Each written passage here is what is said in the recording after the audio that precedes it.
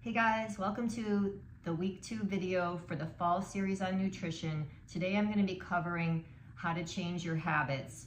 And I think there's two parts to habits. One is breaking your bad habits and the other is implementing new habits. So that's what I'm going to go over today.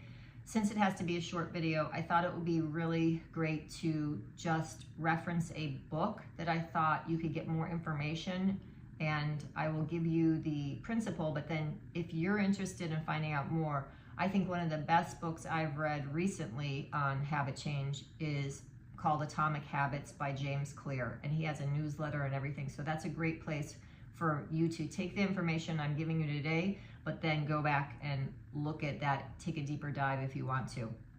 So the first thing you want to do today, I want to talk about bad habits, how to break the bad habits. Next week, I'll talk about how to implement better habits. But today, breaking bad habits, the first thing you have to do really is become aware of what your bad habits are. We're talking about nutrition today, but this applies to any habits you want to change. So my recommendation is that you kind of list what your bad habits are around food. Maybe you're a person who always eats dessert or always eats late at night or stress eats. Whatever the bad habits are for you, you want to list those, because becoming aware of the bad habits is really an important step that most people miss because they're not even aware of what they're doing. So we need that awareness. So start there, and then there's 4 kind of principles that encompass everything. One is, the first thing is to make this bad habit invisible. And what that means is you want to reduce your exposure to this thing. So if we're talking about food, when you have a house full of unhealthy foods, it's going to cue your brain every time you open the pantry, oh, that's there, I should eat some of that. So it's a trigger for the brain. So you want to remove these triggers. That's the first thing, is to make that thing that you're trying to avoid invisible. So you want to clean out your house, get rid of all the things that will cue you. If you're a person who tends to eat at certain restaurants that don't have any healthy food, don't go to those restaurants anymore, right? Remove that cue, remove that place. Choose restaurants that are going to have better choices for you. So just removing those things from your environment is going to be helpful. The second thing is to make it unattractive. Our brains like rewards. It wants a dopamine hit. It wants something attractive to us. So you want to make this habit unattractive in some way, and that requires a mindset shift, really. So there's always pros and cons to everything, and so there are pros of eating in the way that you currently are eating, but there are also cons.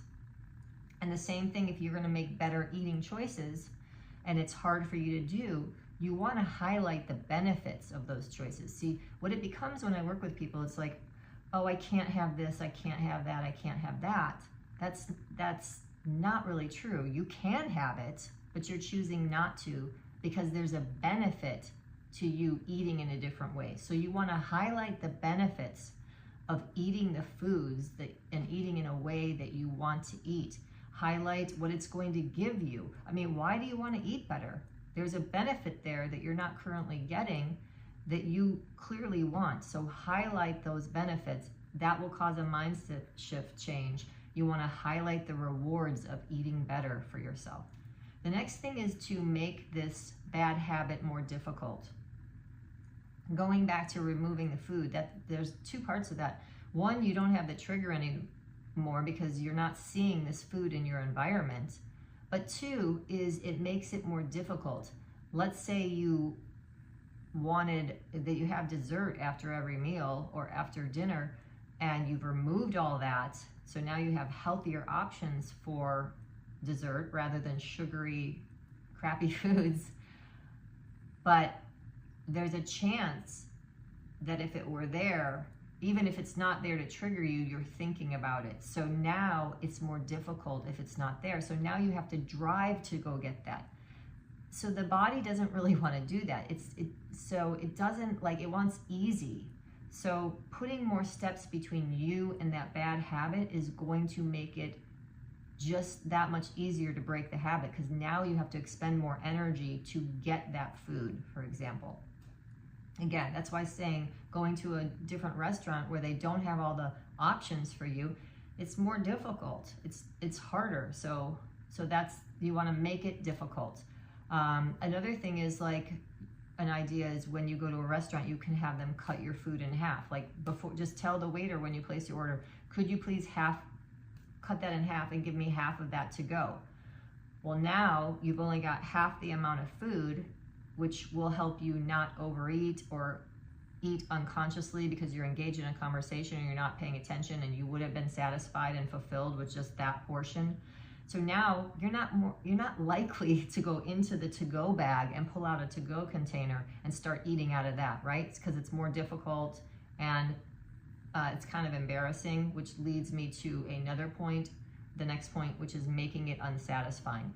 The moment something feels satisfying or like rewarding, again, that triggers our brain and we want more of it.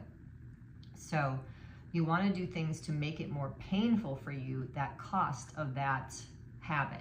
So again, if your habit is you overeat a lot, asking the waiter to divide that food in two is helpful, because it's going to be a little painful to pull out a to-go container in front of your friends and start eating out of it. So you want to make it unsatisfying.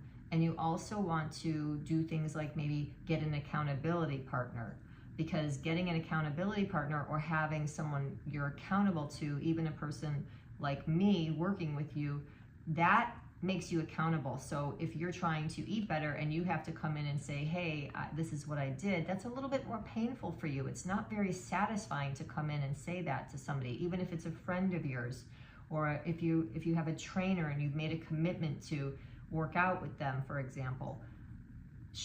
Disappointing someone is painful to us. So that is how you make habits unsatisfying. Bad habits, essentially. So again, I'm just going to recap. You want to remove the triggers by making it invisible.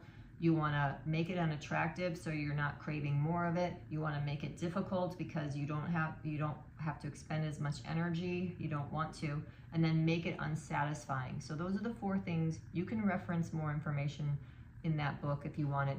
But if you have not been part of our fall series, you can still join.